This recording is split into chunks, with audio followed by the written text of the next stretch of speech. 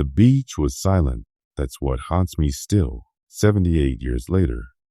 Not the screaming that came after, not the bodies that littered those coral sands for 3 months, not even the caves that spat death at us like the mouths of hell itself. It's that terrible, beautiful silence on the morning of April 1st, 1945, as our landing craft approached the shores of Okinawa. The sun painted the water gold, and I remember thinking this might be the first easy landing of the war. I was 22 years old, a hospital corpsman first class with the 1st Marine Division, and I had never been more wrong about anything in my life. My name is William Doc Patterson, and I'm probably one of the last men alive who can tell you what it was really like on that island of death.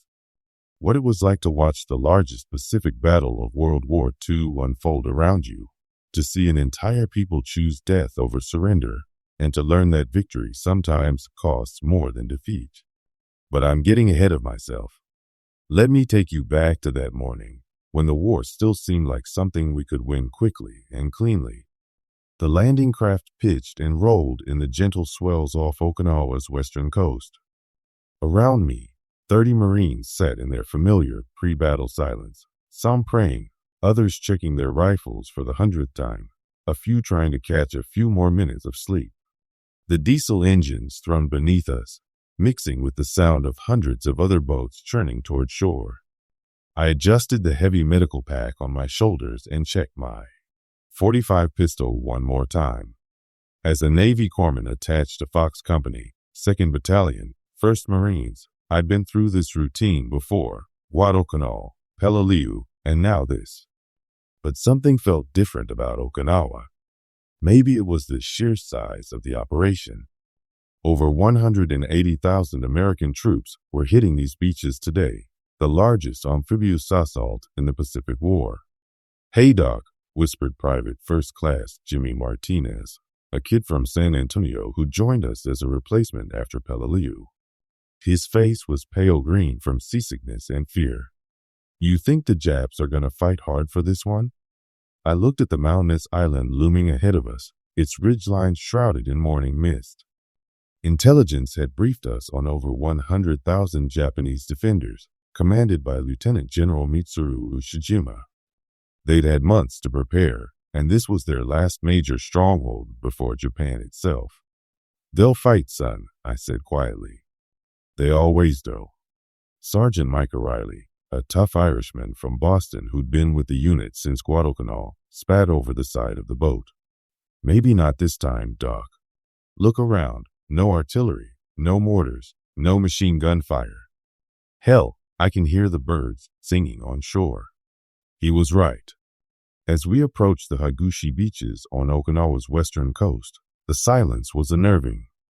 We'd expected a storm of steel to greet us, like at Tarawa or Saipan. Instead, the beaches looked almost peaceful. Palm trees swayed gently in the breeze. White sand gleamed in the morning sun. The boat's engine changed pitch as we neared shore. 30 seconds, shouted the coxswain. I grabbed my pack tighter and looked down the line of faces, young Marines who'd been boys just months ago, now hardened by battles across the Pacific. They trusted me to keep them alive, to patch them up when the bullets started flying. It was a responsibility that never got easier. The boat scraped against coral sand, and the ramp dropped with a metallic clang. "Let's go, Marines," O'Reilly bellowed. We charged into knee-deep water, weapons high, expecting machine gun fire to cut us down at any moment. Instead, we heard only the splash of boots and the gentle lapping of waves. I ran up the beach with the others, my medical pack bouncing against my back. We took cover behind a low seawall and waited. Minutes passed. Still nothing. "Where the hell are they?" Martinez whispered. Around us, thousands of Marines were pouring ashore unopposed. Landing craft continued shuttling men and supplies to the beach. By noon, we'd advanced 2 miles inland without firing a shot. "Maybe the bombing worked," suggested Corporal Danny Hayes, a quiet kid from Iowa. For weeks, Navy planes and ships had pounded Okinawa with the heaviest bombardment of the Pacific War, over 100,000 shells and bombs. O'Reilly shook his head. The Japs are up to something. They're not stupid. He was right, of course.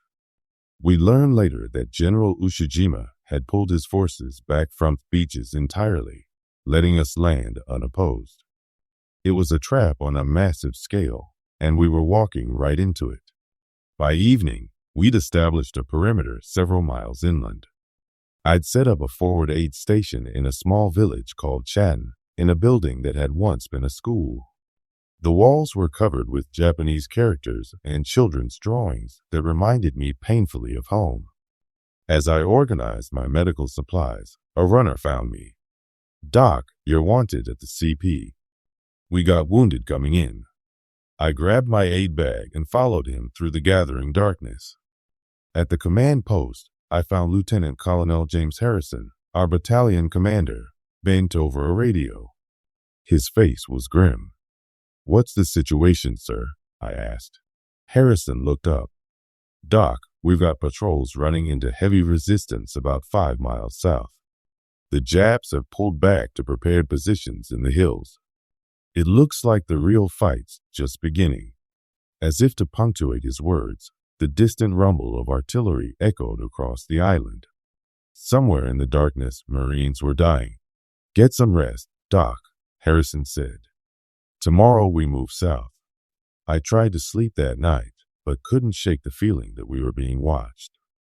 Later, I'd learned that thousands of Japanese soldiers were indeed watching us from caves and tunnels carved deep into Okinawa's coral ridges. They were waiting for us to come to them, to enter the killing ground they'd spent months preparing. April 1st had been a gift, a calm before a storm that would rage for the next 82 days and cost more American lives than any other Pacific battle. The first indication that our easy landing had been an illusion came on April 4th, as we advanced toward a ridge the Marines had dubbed Kakazu. The name meant nothing to us then. It was just another hill to take, another objective on the map. We had no idea it would become a graveyard. The morning started quiet enough. Our company moved out at 0600, pushing south through rolling countryside dotted with small villages and terrace farms. The terrain was deceptively peaceful: stone walls, neat gardens, and traditional Okinawan tombs that looked like small concrete houses scattered across the hillsides. I walked with the second platoon, my aid bag bouncing against my hip. The Marines were relaxed, joking quietly as they moved. After 3 days of no resistance, some were starting to think this might be easier than expected. That changed at 0847 hours. The first shot came from nowhere, a single rifle crack that echoed off the hills. Private First Class Tony Kowalski, walking point for the second squad, spun around and dropped. "Sniper!" someone shouted. Before I could react, the hillside erupted. Machine guns opened up from concealed positions, their muzzle flashes invisible in the shadowy caves. Mortar rounds began falling among us with deadly precision. The peaceful morning air filled with the whistle of bullets and the screams of wounded Marines. "Corpsman! Corpsman up!" The cry that every medic dreads echoed across the battlefield. I low-crawled toward Kowalski, who was lying motionless behind a low stone wall. Bullets snapped overhead as I reached him. One look told me he was gone. The sniper's bullet had found its mark with surgical precision. But there was no time to grieve. More cries for help were coming from all around me. "Doc!" Over here, Sergeant O'Reilly was dragging Private Martinez toward cover. The kid from San Antonio had taken shrapnel in his legs from a mortar round. His face was white with shock, but he was conscious. "I can't feel my legs, Doc," he whispered as I knelt beside him. "You're gonna be fine, Jimmy," I lied, quickly examining the wounds. The shrapnel had torn through muscle and sinew, but missed the major arteries. He'd live, but his war was over. I worked quickly, applying pressure bandages and injecting morphine. Around us, the battle raged with increasing intensity. The Japanese had turned these hills into a fortress, with interlocking fields of fire from caves and tunnels that seemed to be everywhere. We need to get you back to the aid station, I told Martinez as I finished the bandaging. No, Doc, I can fight. You're going back, son. That's an order from your corpsman. I called for stretcher bearers and watched as they carried Martinez away. In the chaos, I'd already moved on to the next wounded Marine, then the next. The Japanese had chosen their ground well. Every approach was covered by machine gun nests and mortar positions that seemed impossible to locate and destroy. By noon, Fox Company had taken 30% casualties without advancing more than 200 yards. The ridge ahead of us seemed to bristle with weapons, each cave mouth potentially hiding a machine gun or sniper. Lieutenant Colonel Harrison appeared at my aid station during a brief lull in the fighting. His uniform was torn and dirty, his face haggard. "How bad is it, Doc?" he asked, surveying the wounded Marines scattered around the ruined building I'd commandeered as a casualty collection point. "Bad, sir. I've got 16 wounded here, and that's just from our company. The Japs have had months to prepare these positions. Every cave is a fortress." Harrison nodded grimly. "Regiments sending up tanks. We're going to try a coordinated assault at 1400. The tank attack was a disaster. The Japanese had prepared for armor, digging deep tank traps and positioning anti-tank guns in concealed positions. I watched from my aid station as 3 Sherman tanks were knocked out in the first 5 minutes of the assault. The crews who escaped the burning vehicles ran through a gauntlet of machine gun fire. Few made it to safety. The infantry attack that followed fared no better. The Marines advanced with incredible courage, but the Japanese positions were simply too strong. For every cave they cleared, 2 more opened fire. For every machine gun nest they silenced, another began firing from a different position. By evening, we'd gained perhaps 50 yards at a cost of nearly 400 casualties across the 3 companies in our battalion. The Japanese losses were minimal, maybe a dozen confirmed dead, all from positions they'd abandoned voluntarily. As darkness fell, I worked by the light of a kerosene lantern, treating a steady stream of wounded Marines. Burns from flamethrowers, bullet wounds, shrapnel from mortars and grenades. The variety of injuries was horrific. But worse than the physical wounds was the look in the men's eyes. These were veterans of Guadalcanal and Peleliu, Marines who'd never backed down from a fight. But Okinawa was different. The enemy was invisible, the positions impregnable, and the casualties mounting with nothing to show for it. "Doc," whispered Corporal Hayes as I bandaged a nasty shrapnel wound on his arm. "How many Japs do you figure are up there?" I looked toward the dark ridgeline where muzzle flashes still flickered like deadly fireflies. Intelligence estimates put Japanese strength on the island at around 100,000 men, but after today, those numbers felt academic. It didn't matter if there were 1,000 or 10,000. They held the high ground, they knew the terrain, and they were willing to die rather than surrender. "Enough, son," I said simply. More than enough. That night, as I tried to catch a few hours of sleep in the ruins of what had once been someone's home, I could hear the Japanese moving in the darkness. They were bringing up supplies, reinforcing positions, preparing for another day of slaughter. The sound was subtle, the scrape of equipment, the whisper of voices, but it was there. Tomorrow would be worse. We all knew it. The attack on Kakazu Ridge resumed at dawn on April 5th, and it quickly became clear that yesterday had been just the beginning. The Japanese had used the night to reinforce their positions and zero in their mortars on every piece of cover we might use. I'd moved my aid station forward to a bombed-out farmhouse about 300 yards behind the front lines. It was closer to the action than I liked, but the wounded were piling up faster than we could evacuate them, and every minute counted when dealing with severe trauma. The morning's assault began with a thunderous artillery barrage from our 155mm howitzers.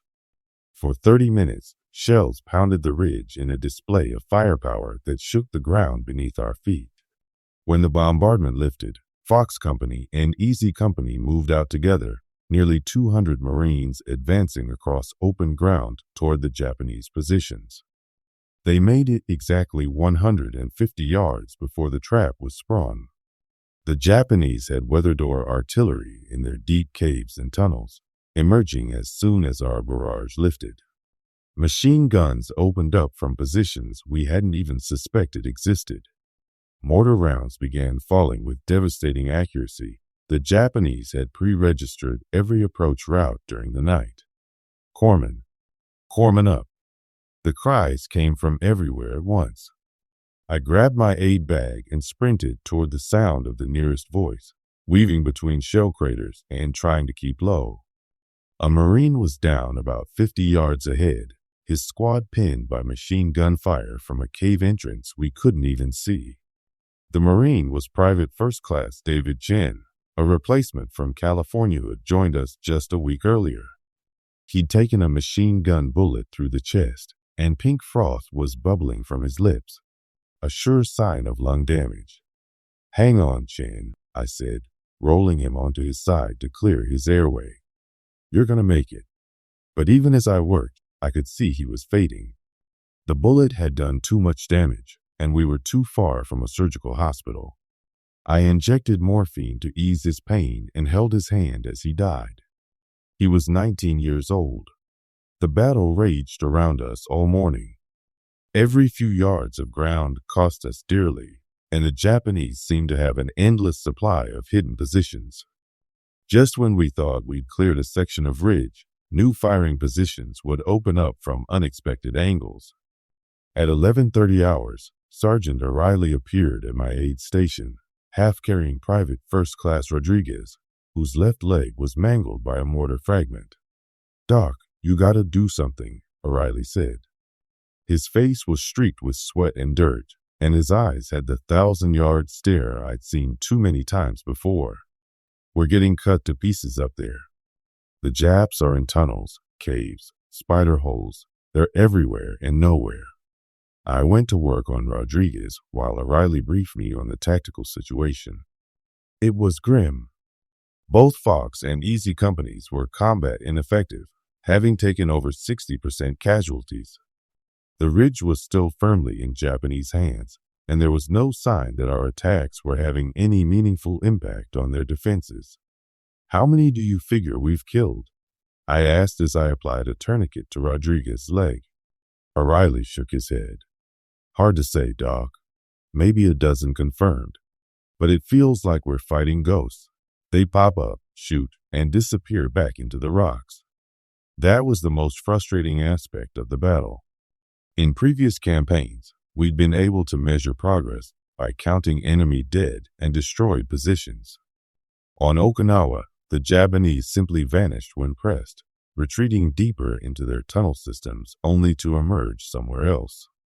The afternoon brought a new horror, our first encounter with Okinawan civilians caught in the crossfire. I was treating a Marine with a head wound when stretcher bearers brought in something that made my blood run cold. It was a young Okinawan girl, maybe 8 years old, unconscious and badly wounded by shell fragments. Behind her came an elderly man, her grandfather perhaps, crying in a language I couldn't understand. The Japanese had told the Okinawan civilians that Americans would torture and kill them if captured. Many had fled into the same cave systems where Japanese troops were fighting, making it impossible to distinguish between combatants and non-combatants. Others had been pressed into service as laborers, digging fortifications and carrying supplies. I worked on the little girl with the same care I'd give any wounded Marine, but the resources were limited and the wound severe.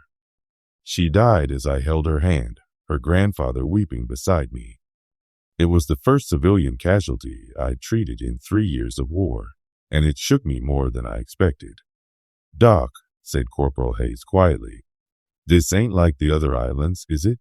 He was right. Guadalcanal, Peleliu, even Iwo Jima, those had been military objectives with military garrisons. Okinawa was different. It was home to nearly 500,000 civilians, and they were trapped between two armies in a battle neither side could afford to lose. By evening on April 5th, our battalion had been pulled back to reorganize. In 2 days of fighting, we'd advanced less than 800 yards and taken over 200 casualties. The Japanese losses remained minimal. Their tactic of defense in depth was working perfectly. That night, Lieutenant Colonel Harrison called a meeting of all surviving company commanders and senior NCOs. I attended as the senior corpsman. The mood was somber. "Gentlemen," Harrison began, "Division Intelligence has updated their estimates of Japanese strength.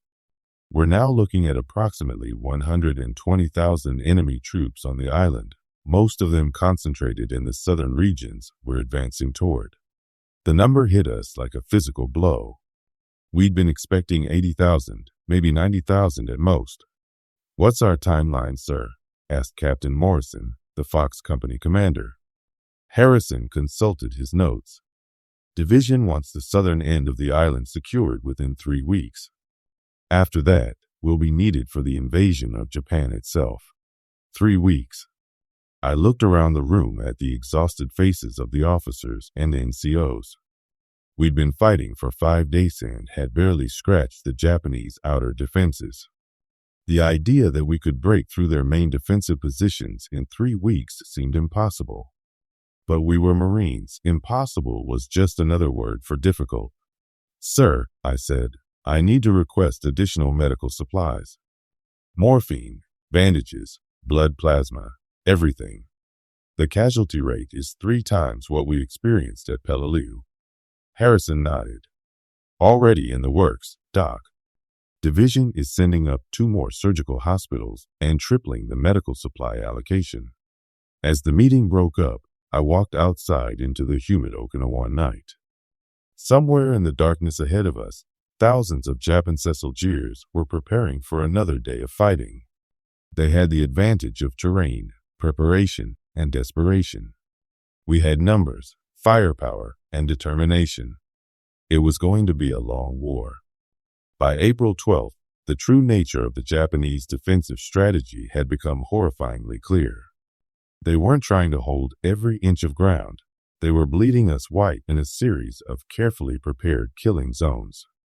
Each ridge, each valley, each seemingly innocent village had been turned into a fortress designed to extract the maximum number of American casualties. My aid station had moved 3 more times as we pushed south, always staying close enough to the front to treat the wounded quickly, but far enough back to avoid the increasingly accurate Japanese artillery. The enemy had observers everywhere, hidden in caves and spider holes, calling down mortar and artillery fire on any concentration of American troops. The worst part was the mines. The Japanese had had months to prepare Okinawa's defenses, and they'd used the time to turn the entire southern end of the island into a minefield. Not just anti-tank mines, though there were plenty of those, but also anti-personnel mines, booby traps, and improvised explosive devices made from shells and grenades. I'll never forget the morning Private First Class Williams stepped on a mine while carrying a message between companies. The explosion threw him 15 feet and took off both legs below the knees. By the time I reached him, he was conscious and asking if he could still fight. "Doc, I can still shoot," he said, his face pale from shock and blood loss. "Just prop me up somewhere." Williams lived, but dozens of others weren't so lucky. The Japanese had studied American tactics and developed countermeasures for everything we did. When we used flamethrowers to clear caves, they'd installed blast doors that could be sealed from inside. When we brought up tanks, they prepared tank traps and Conchaladanti tank guns. When we called in artillery, they'd simply retreated deeper into their tunnel systems. The breakthrough, if you could call it that, came on April 19th during the assault on a ridge complex the maps called Maeda Escarpment, but which the Marines quickly dubbed Hacksaw Ridge. The ridge rose nearly 400 feet above the surrounding countryside, its limestone cliffs honeycombed with caves and tunnels. Japanese machine gun positions covered every possible approach, and mortar observers on the crest could direct fire onto our positions with deadly accuracy. For 3 days, we'd tried frontal assaults with predictable results. Entire companies had been cut to pieces trying to scale those cliffs. The aid stations were overwhelmed with casualties, and we were running out of Marines faster than replacements could arrive. Then Lieutenant Colonel Harrison came up with a plan that was either brilliant or suicidal, possibly both. "We're going up at night," he announced at the evening briefing on April 21st. "Small teams, rope and piton climbing, absolute silence until we're on top." I volunteered to go with the assault team, despite Harrison's objections. "Doc, this is a job for riflemen," he said. "We can't afford to lose the senior corpsman." "Sir, with respect, you can't afford not to have a medic up there. If this works, you're going to have wounded Marines on top of that cliff with no way to get them down quickly." He reluctantly agreed, and at 00 hours on April 22nd, I found myself climbing a limestone cliff in the darkness, my medical pack strapped to my back and a .45 pistol on my hip. The climb took 2 hours. 30 Marines moving like shadows, using ropes and climbing gear borrowed from the Navy Seabees. Below us, the rest of the battalion waited in position for the signal to begin the main assault. We reached the top of the escarpment just as the first hints of dawn began to lighten the eastern sky. What we found there defied belief. The Japanese had turned the entire ridge top into underground city. Tunnel entrances were concealed everywhere, connected by communication trenches and covered positions. Supply dumps were hidden in reinforced capes, and the whole complex was designed to withstand massive bombardment. But the Japanese hadn't expected a night climbing assault. Most of their sentries were watching the approaches below, not the cliff faces. We were able to secure several key positions before they realized we were there. The battle that followed was unlike anything I'd experienced in 3 years of Pacific fighting. It was fought in tunnels and caves, often hand to hand, with grenades, bayonets, and sometimes bare fists. The Japanese fought with a fanatical determination that bordered on madness, often choosing death over surrender even when badly wounded. I set up my aid station in a captured Japanese bunker, treating Marines by the light of a kerosene lantern. The wounds were horrific: close-range gunshots, bayonet cuts, burns from flamethrowers and grenades. But the worst were the psychological casualties, Marines who'd fought too long in the tunnels and simply couldn't take any more. "Doc, you gotta help me," whispered Corporal Hayes during a brief lull in the fighting. His hands were shaking uncontrollably, and his eyes darted constantly toward the tunnel entrances. "I can't stop seeing them coming out of the walls." I gave him a mild sedative and recommended he be evacuated for combat fatigue, but Hayes refused to leave his squad. Too many good Marines had already paid the price for Hacksaw Ridge. The fighting continued for 6 more days. Yard by yard, tunnel by tunnel, we cleared the Japanese positions. The flamethrower teams did most of the work, sealing caves and burning out defenders who refused to surrender. It was necessary, but it haunted us. Many of the Japanese soldiers we fought were boys no older than our own Marines, pressed into service as Japan's situation became increasingly desperate. By April 28th, Hacksaw Ridge was finally secure. The cost had been enormous, over 900 casualties in the 1st Marine Division alone. But we'd broken through a key Japanese defensive position and opened the route south toward the enemy's main line of resistance. As I walked across the ridge that morning, surveying the aftermath of the battle, I was struck by the scale of destruction. The limestone cliffs were scarred by thousands of bullet impacts and shell craters. Cave entrances were sealed with concrete and debris. The sweet smell of death hung heavy in the air. In one captured bunker, I found a Japanese soldier's diary. I couldn't read the characters, but there were photographs tucked between the pages: a young woman in a kimono, an elderly couple, children playing in a garden. The soldier who'd written those pages was dead now, killed by a Marine flamethrower team 3 days earlier. But he'd had a family, dreams, hopes for the future. War had a way of reducing everything to the basics: kill or be killed, advance or retreat, live or die.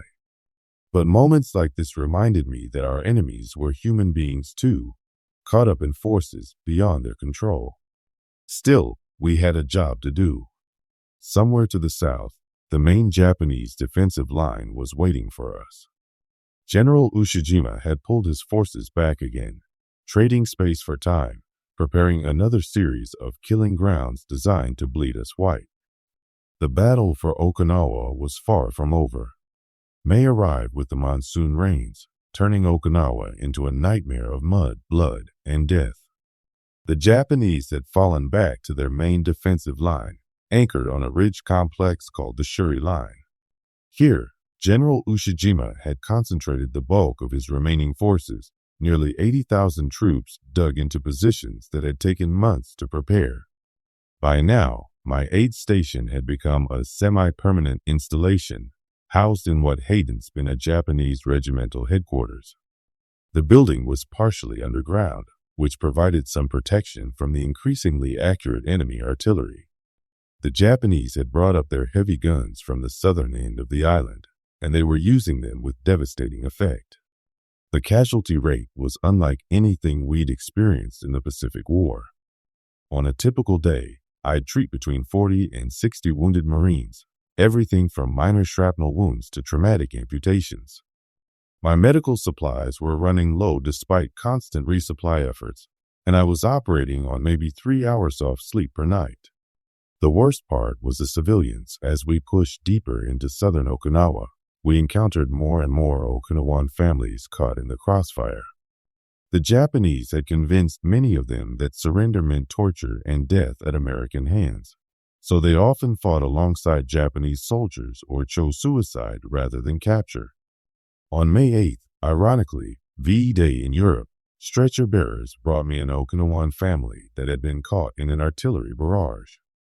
The father was dead, killed instantly by a shell fragment. The mother was critically wounded, and there were 2 children, a boy about 10 and a girl maybe 6, both suffering from severe shrapnel wounds.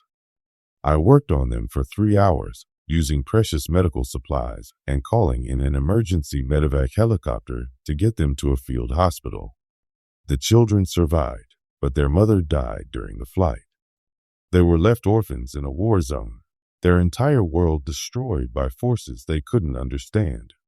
"Doc," said Sergeant O'Reilly as we watched the helicopter disappear into the gray sky, "how many more of them are out there?" Intelligence estimates suggested that nearly 100,000 Okinawan civilians were still trapped in the combat zone, hiding in caves and ruins, caught between 2 armies that couldn't afford to show mercy. Every cave we cleared might contain Japanese soldiers, civilian refugees, or both. Every artillery barrage might hit a hidden shelter where families were trying to survive. The tactical situation was equally grim. Our battalion had been reduced to less than half strength through casualties and combat fatigue. Replacements arrived regularly, but they were increasingly young and inexperienced, boys barely out of boot camp, thrown into the most intense fighting of the Pacific War. Private First Class Robert Jackson was typical of the new arrivals. He joined us on May 5th, straight from stateside training, full of eagerness and patriotic fervor. Within a week, he was a hollow-eyed veteran who jumped at every sound and couldn't sleep without nightmares. "Doc, when's this gonna end?" he asked me one evening as I treated a minor shrapnel wound on his arm. "I mean, we're winning, right? We're pushing them back." I looked toward the south, where the Shuri Line stretched across the island like a scar. Muzzle flashes flickered in the darkness as Marines and Japanese soldiers fought their deadly game of cat and mouse through the caves and tunnels. "We're winning, son," I told him. "But winning costs." The breakthrough came on May 21st, but not in the way any of us expected. For weeks, we'd been battering ourselves against the Japanese positions with frontal assaults that gained yards at the cost of hundreds of casualties. Then Division Intelligence reported something interesting. Japanese radio traffic suggested they were beginning a withdrawal from the Shuri Line. General Ushijima was retreating again, pulling his forces back to the southern tip of Okinawa for a final stand. But this time, the retreat wasn't orderly. American pressure had finally begun to tell, and the Japanese were moving under heavy fire, abandoning equipment and simplicity couldn't carry. The order came down on May 22nd. Pursuit operations, maximum pressure, don't let them escape to reorganize. What followed was 3 weeks of the most intense fighting I'd ever witnessed. The Japanese fought delaying actions at every ridge, every stream, every village. They used every weapon at their disposal: rifles, machine guns, mortars, artillery, and increasingly, suicide attacks. The kamikaze attacks weren't limited to pilots diving their planes into our ships offshore. Japanese soldiers would strap explosives to their bodies and charge mariner positions, hoping to take a few Americans with them when they died. Others would hide in caves with grenades, waiting for Marines to approach before detonating themselves. On May 28th, I watched a Japanese soldier emerge from a spider hole not 10 feet from where I was treating a wounded Marine. He had a grenade in each hand, pins already pulled. Sergeant O'Reilly shot him before he could reach us, but the grenades exploded anyway, wounding 2 more Marines with fragments. "They're all going crazy," O'Reilly said as I patched up the new casualties. "It's like they want to die." In a sense, that was exactly what was happening. Japanese military culture emphasized death before dishonor, and for many of their soldiers, surrender simply wasn't an option. They would fight until they died, taking as many Americans with them as possible. The final phase of the battle began on June 1st, as we pushed into the most heavily defended terrain on the island. The Japanese had concentrated their remaining forces, perhaps 30,000 troops, in a series of ridges and valleys near the southern tip of Okinawa. Every position was a fortress, every cave a potential death trap. My aid station moved 5 times in the first week of June, always trying to stay close enough to treat casualties quickly while remaining far enough back to avoid the increasingly desperate Japanese counterattacks. By now, I was treating an average of 70 wounded per day, working 18-hour shifts with whatever medical supplies I could scrounge. The end came suddenly. On June 18th, General Ushijima committed ritual suicide in his cave headquarters, choosing death over the shame of surrender. With their commander gone, Japanese resistance began to collapse. Individual units continued fighting, but the coordinated defense that had made Okinawa such a costly battle finally broke apart. On June 21st, 1945, after 82 days of fighting, the island was declared secure. The numbers tell the story better than words ever could. American casualties on Okinawa: 82,000, including 12,300 killed and 38,000 wounded. The 1st Marine Division alone lost over 8,000 men, more than half its strength. My own battalion started the campaign with 800 Marines and ended it with fewer than 300 who hadn't been killed, wounded, or evacuated for combat fatigue. Japanese casualties: approximately 110,000 killed, including 70,000 military personnel and 40,000 conscripted Okinawan civilians. Only 7,400 Japanese soldiers surrendered, a surrender rate of less than 7%. Okinawan civilian casualties: estimates range from 100,000 to 150,000 killed, roughly 1/4 of the island's pre-war population. Those numbers haunted me as I walked through the ruins of Naha, Okinawa's capital city, on June 25th. The city had been home to 65,000 people before the war. Now it was a moonscape of rubble and craters, with barely a building left standing. The few surviving civilians we encountered were living in caves and ruins, their faces marked by starvation and trauma. I'd been ordered to report to division headquarters for debriefing and reassignment. After 3 months of constant fighting, the surviving veterans of the Okinawa campaign were being rotated back to Pearl Harbor for rest and refitting. The next operation, the invasion of Japan itself, was scheduled for November 1945. As I made my way through the ruins, I couldn't help but think about what we'd accomplished and what it had cost us. Okinawa was secure, but at a price that staggered the imagination. The casualty rates were so high that they were influencing strategic planning at the highest levels. I'd heard rumors that President Truman was reconsidering the invasion of Japan. If Okinawa had cost us 82,000 casualties, what would the Japanese home islands cost? At division headquarters, I found chaos. Officers were frantically trying to process casualty reports, organize the evacuation of wounded, and prepare surviving units for the next phase of operations. The building, a captured Japanese concrete bunker, was filled with exhausted men whose eyes held the same hollow look I'd seen in too many Marines over the past 3 months. Colonel James Mitchell, the division medical officer, briefed me on my new assignment. "Doc, you're going back to Pearl for rotation and reassignment," he said, consulting a thick folder of orders. "You've been in continuous combat for 18 months. Division wants you to help train corpsmen for Operation Downfall." Operation Downfall, the planned invasion of Japan. The name sent a chill down my spine. If Okinawa had been this costly, what would Japan itself be like? "Sir, what about the men still here?" "There are thousands of wounded still being evacuated." Mitchell nodded grimly. "We're bringing in fresh medical personnel from stateside. The survivors of this campaign have done enough." As I prepared to leave Okinawa, I made one final visit to the military cemetery that had been established near Kadena Airfield. Row upon row of white crosses stretched across a field that had once been a Japanese airstrip. 12,300 American boys who would never go home, never see their families again, never live the lives they'd dreamed of. I found Sergeant O'Reilly's grave in the 3rd row. He'd been killed on June 15th. Just 6 days before the island was declared secure. A mortar round had landed directly in his foxhole during a Japanese night attack. I tried to save him, but the wounds were too severe. He died holding my hand, asking me to tell his wife in Boston that he loved her. Next to O'Reilly's grave was Private First Class Martinez, the kid from San Antonio who'd been wounded on our first day of real fighting back in April. He'd recovered from his leg wounds and insisted on returning to duty, only to be killed by a sniper 3 weeks later.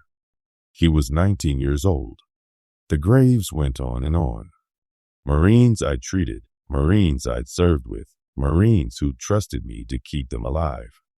Boys from every state in the Union, every walk of life, united in death on this distant island that most Americans had never heard of before the war. But it wasn't just the American graves that haunted me. Scattered throughout southern Okinawa were mass burial sites where Japanese soldiers and Okinawan civilians had been interred. The Japanese had fought with a fanatical courage that was both inspiring and terrifying, choosing death over surrender even when the situation was hopeless. Many of their bodies would never be recovered from the caves and tunnels where they'd made their final stands. The civilian casualties were perhaps the most tragic aspect of the entire campaign. Families had been caught between 2 armies, neither of which could afford to show mercy. Japanese propaganda had convinced many Okinawans that American capture meant torture and death, leading to mass suicides that were almost impossible to prevent. Entire families had chosen to die together rather than face an uncertain fate under American occupation. I remembered the Okinawan children I'd treated, burned, wounded, orphaned by a war they didn't understand. Many had lost not just their parents, but their entire communities, their way of life, everything that had given meaning to their young lives. They would grow up in a world shaped by this terrible battle, carrying scars that would never fully heal. The transport ship USS General Hayes pulled away from Okinawa on July 2, 1945. Carrying 2,000 wounded and exhausted Marines back to Pearl Harbor. I stood at the stern rail, watching the island disappear into the haze, and tried to make sense of what we'd experienced over the past 3 months. Okinawa had been the largest Pacific battle of World War II, involving over 300,000 American troops and 120,000 Japanese defenders. It had lasted 82 days, longer than any other Pacific campaign, and had cost more American lives than any previous operation in the theater. The Japanese had fought with a determination that bordered on the supernatural, choosing death over surrender at a rate unprecedented in modern warfare. But we had won. Despite the cost, despite the casualties, despite the horror, American forces had taken the island and eliminated organized Japanese resistance. The victory opened the sea approaches to Japan itself and provided bases for the planned invasion of the home islands. More importantly, Okinawa had demonstrated something crucial about Japanese psychology and military culture. They would fight to the death for every inch of their territory, using every weapon at their disposal, accepting casualty rates that would have broken any Western army. If that was their response to the loss of an outlying island, what would they do when we invaded Japan itself? The answer to that question would come not from an invasion, but from the atomic bombs dropped on Hiroshima and Nagasaki in August 1945. President Truman's decision to use those terrible weapons was influenced, at least in part, by the casualty projections based on our experience at Okinawa. Military planners estimated that Operation Downfall, the invasion of Japan, would cost over 1 million American casualties and perhaps 5 million Japanese deaths. In that context, the atomic bombs, horrible as they were, may have actually saved lives on both sides by making invasion unnecessary. I learned about Japan's surrender while training replacement corpsmen at the Naval Hospital in Pearl Harbor. The news came over the radio on August 15, 1945. Emperor Hirohito announcing Japan's capitulation in a voice so distorted by static and formal language that most Americans couldn't understand what he was saying. But we understood. The war was over. The celebration in Pearl Harbor was subdued compared the wild parties back in the States. Too many of us had seen too much to feel unqualified joy. We were glad the killing had stopped, glad we wouldn't have to invade Japan, glad to be going home. But the cost had been enormous, and the memories would never fade. I stayed in the Navy for another 5 years, eventually becoming a chief hospital corpsman and serving in Korea. But Okinawa remained the defining experience of my military career. I'd seen American boys display courage that defied description, watched them die for principles they might not have been able to articulate, but believed in completely. I'd also seen the terrible price of war, not just in American casualties, but in the destruction of an entire society, the death of innocence, the scarring of landscapes and souls that would take generations to heal. The lessons of Okinawa were written in blood and carved in stone. First, that free peoples, when properly led and equipped, will always triumph over tyranny, no matter how fanatical or determined. Second, that victory in war is never cheap, never easy, and never without consequences that echo through generations. Third, that the true heroes of any conflict are not the generals who plan the battles or the politicians who declare the wars, but the young men and women who do the fighting and dying. Those lessons remain relevant today, 78 years after the last shot was fired on Okinawa. In an age when warfare can seem antiseptic and distant, conducted by drones and guided missiles, it's important to remember that real combat is still personal, still bloody, still demanding of the ultimate sacrifice from those who serve. The Marines who died on Okinawa were not professional soldiers in the modern sense. Most were civilians who had been drafted or had volunteered after Pearl Harbor, ordinary Americans who found themselves in extraordinary circumstances.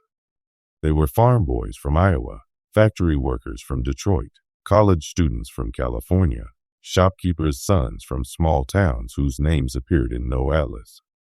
What made them extraordinary was not their training or their equipment, but their willingness to stand and fight when everything inside them screamed to run. They fought not for conquest or glory, but for each other, for the Marine in the next foxhole, for the squad they trained with, for the principles their country represented. That's the real lesson of Okinawa.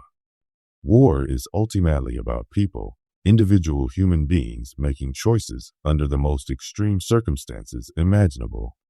The strategic importance of the island, the tactical innovations employed by both sides, The logistical challenges overcome, all of that matters. But what matters most is the courage of young Americans who held their ground when holding meant dying, who advanced when advancing seemed impossible, who never gave up even when defeat appeared certain.